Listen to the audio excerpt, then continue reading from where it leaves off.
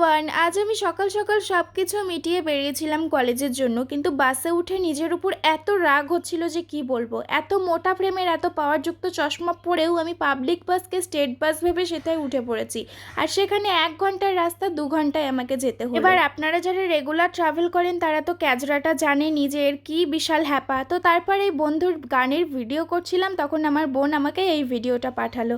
এটা দেখে হাসতে হাসতে একটা কোয়ালিটি ওয়াল সাথে নিয়ে বাসে উঠলাম। তখন ভাবলাম যে চলো আজকে গিনিকেও আমি আইসক্রিম ট্রাই করাবো। তো সেই ব্লগটা কিন্তু আমি পরের পার্টে আপলোড করবো, আর আজকের দিনে বড় ব্লগটা কিন্তু আমার ফেসবুকে দেওয়া রয়েছে, সেটা তোমরা চাইলে অবশ্যই চেক আউট করতে পারো। দাঁড়াও, গানটাও শুনে যাও।